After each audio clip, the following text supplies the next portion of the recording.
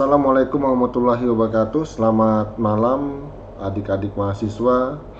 Senang berjumpa dengan adik-adik sekalian, teman-teman sekalian di mata kuliah e-government. Perkenalkan, nama saya Darius Antoni. Untuk malam ini atau untuk kesempatan ini kita akan membahas tentang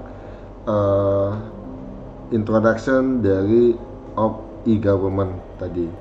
Jadi kita akan membahas definisi dan apa saja yang mensupport ataupun yang membangun untuk membangun e-government dalam suatu kota dan kabupaten itu apa saja yang dibutuhkan. Nah, baiklah, kita akan menjalankan apa itu e-government tadi. Nah, di dalam e-government itu banyak sekali tentang komponen-komponen dalam e-government tadi, termasuk adalah salah satu tadi IT infrastrukturnya. Nah, di dalam IT infrastruktur itu dapat didefinisikan adalah sesuatu yang dapat meningkatkan kualitas, jangkauan ataupun jangkauan pelayanan publik kepada masyarakat dan stakeholder, lebih efisien, efektif, akuntabel, dan transparansi. Nah, definisi dari IT infrastructure ini kita ambil dari Jagger and Thomson pada tahun 2003 dalam penelitiannya. Nah, selanjutnya juga kita akan membahas tentang interaksi dari e-government, ya. Di dalam e-government itu ada 5 jenis-jenis interaksi di dalam e-government tadi. Satu adalah dalam membangun tahap pertama dalam membangun e-government adalah biasanya kita menyediakan e-government itu menyediakan informasi untuk satu arah untuk pada masyarakat tadi. Yang kedua adalah interaksional. Yang ketiga adalah transaksional, partisipasi, dan transformasional atau integrated satu sama lainnya tadi. Nah, interaksi ini saya ambil dari penelitian Martinez pada tahun 2007. Nah, selanjutnya juga di dalam e-government itu banyak model yang bisa kita gunakan. Jadi definisi dari model-model e-government itu ada yaitu adalah e-government to governments. Yang selanjutnya itu adalah government to citizen, government to business, government to civil society, dan citizen to citizen. Ini adalah model-model ini adalah digunakan bagaimana cara kita pemerintah lokal maupun pemerintah daerah itu menggunakan e-government sebagai media komunikasi dan koordinasi dalam peningkatan standarisasi pelayanan kepada masyarakat. Nah, di sini juga kita akan melihat yaitu tentang IT infrastructure. IT infrastructure di sini adalah bagaimana kita melihat bahwa IT infrastructure itu memiliki komponen-komponen di dalamnya, ya kan. Yang pertama itu ada network environment atau lingkungan network atau jaringan, adalah network services yang menyediakan konektivitas dan membantu perkembangan komunikasi antar instansi dan stakeholder di institusi pemerintahan. Yang selanjutnya adalah computing environment, adalah pelayanan utama yang dibutuhkan untuk mengoperasikan dan mengelola sistem informasi tadi, Bapak Ibu sekalian, adik-adik sekalian. Dan selanjutnya adalah development environment. Ini adalah kemampuan dari suatu infrastruktur IT untuk mendukung semua proses distribusi dan transaksi berdasarkan database, application, dan integration server tadi, Bapak Ibu sekalian. Nah, yang selanjutnya adalah komponen dari IT infrastructure itu adalah IT human competence, yaitu yaitu mewakili kemampuan baik dari baik dari teknik dan manajemen untuk mendukung proses peningkatan kualitas pelayanan kepada masyarakat tadi. Nah, selanjutnya adalah komponen yang terakhir dari IT infrastructure adalah business application. Business application adalah kemampuan suatu aplikasi infrastruktur IT untuk mengelola pelayanan untuk internal dan eksternal dari suatu instansi pemerintahan dan swasta tadi, Bapak Ibu sekalian.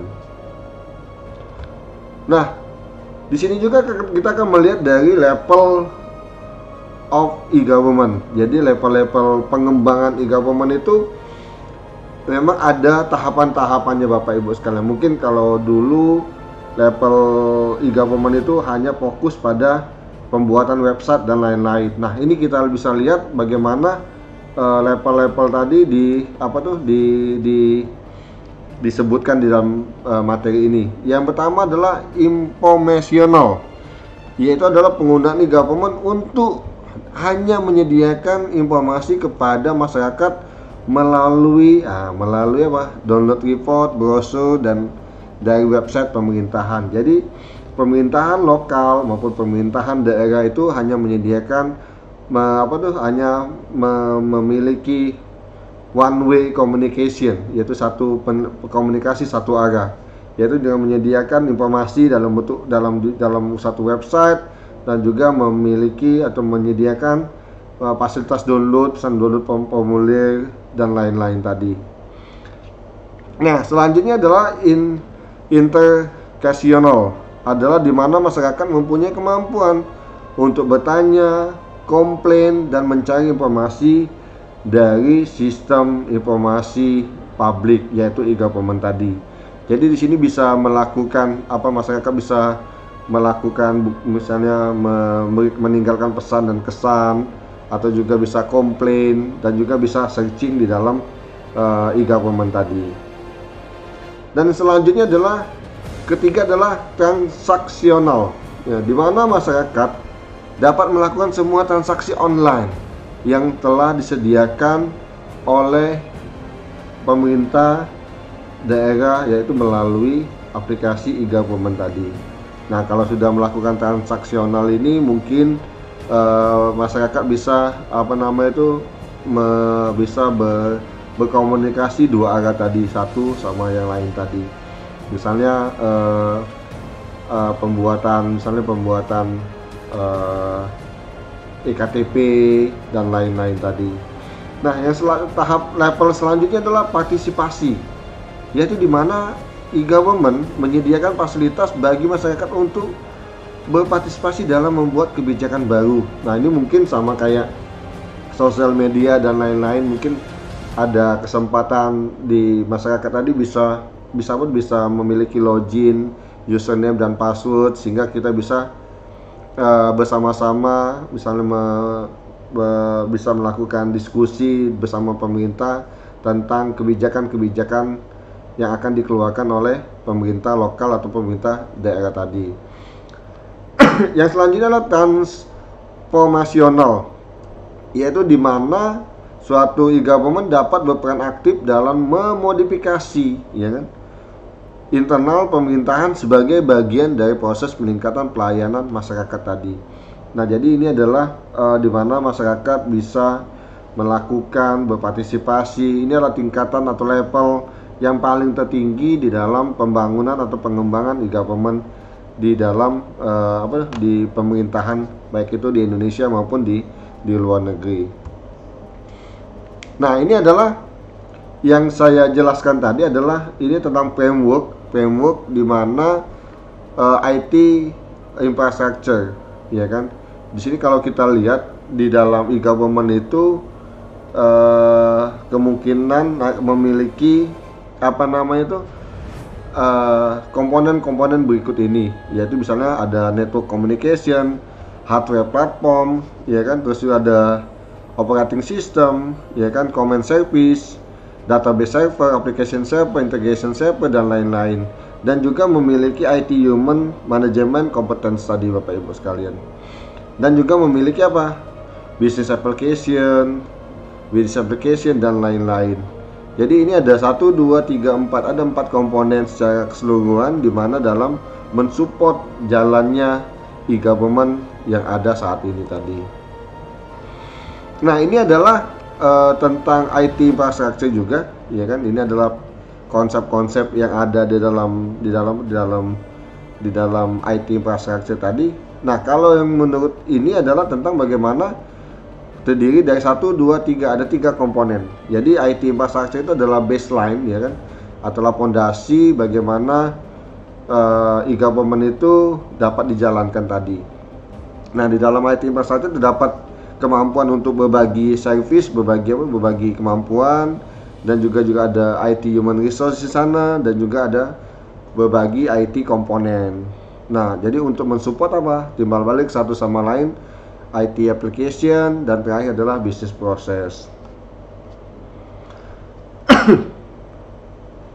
Nah, di dalam network environment, ya kan, di dalam layer ini menyediakan layanan konektivitas dan memberikan dukungan dan pengembangan komunikasi antar organisasi. Pelayanan ini membuat jaringan infrastruktur yang menyediakan kemampuan dan pelayanan komponen untuk mendukung distribusi data dan informasi, ya kan? Dan juga pengembang kemampuan yang berbeda di lingkungan yang memiliki variasi dan bermacam-macam tadi. Nah, kemampuan pelayanan dalam layanan network ini itu terdiri dari network device, network management, ada bandwidth management, IP protocol, routing, dan lain-lain tadi. Jadi ini adalah kemampuan ataupun layer yang pertama, bagaimana yang bisa mensupport dari implementasi e-government yang ada saat ini tadi. Nah, selanjutnya adalah computing environment tadi. Nah, pada layer ini, ya kan, kita bisa melihat, ya kan, bahwa pelayanan utama yang dibutuhkan untuk mengoperasikan dan mengelola sistem informasi. Jadi disinilah letak dari aplikasi-aplikasi e-government yang ada saat ini. Nah, lapisan ini memiliki 2 komponen, yaitu sistem operasi dan perangkat keras. Sistem operasi menyediakan suatu interface antara software, aplikasi, dan perangkat keras yang ada di dalam komputer tadi. Nah, perangkat keras komputer merupakan media utama untuk melakukan physical service secara umum yang dibutuhkan di dalam application environment tadi. Nah, jadi juga perangkat keras dalam layer ini tidak hanya sebatas dengan hardware Bapak Ibu sekalian, tapi juga tidak sebatas dengan hardware, processing resources, database storage services, power supply, peralatan yang lain, tetapi juga termasuk dengan komponen yang lain seperti video, audio, network, dan multimedia yang lainnya.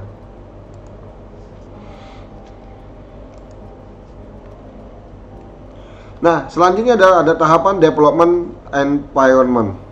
Di dalam lapisan ini atau layer ini, yaitu adalah kemampuan dari suatu IT infrastructure untuk mendukung proses distribusi dan transaksi berdasarkan database, application, dan integration server tadi.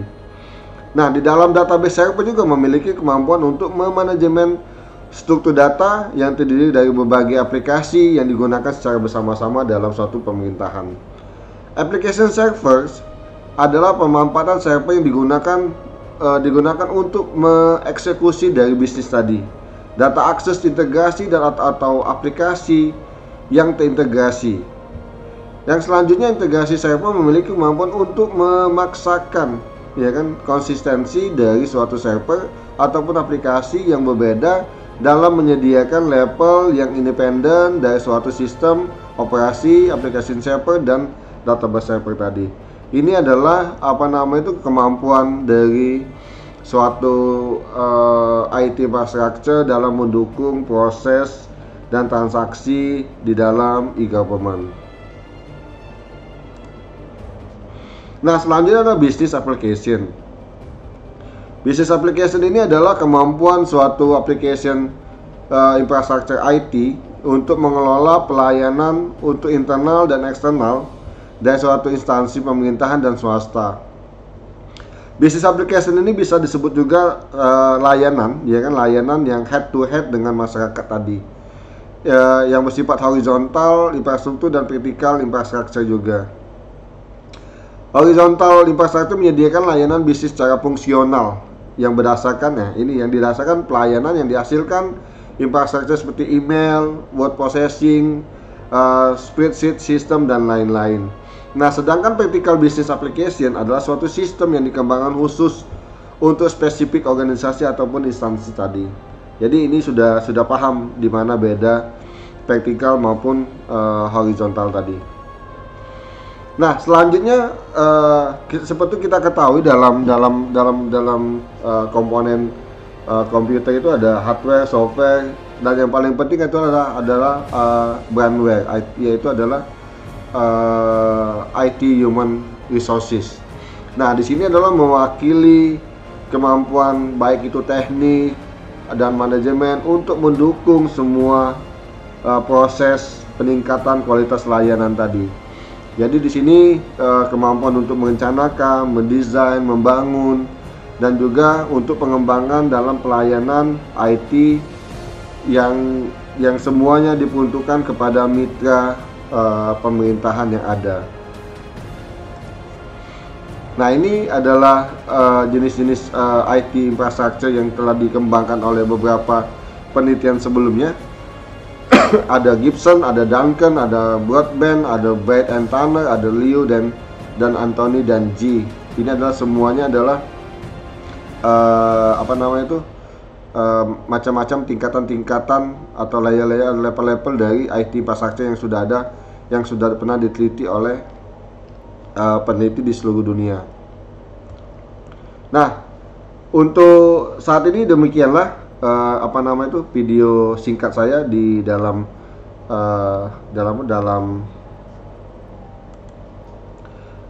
pertemuan ini. Jadi pertemuan ini bisa saya simpulkan adalah bagaimana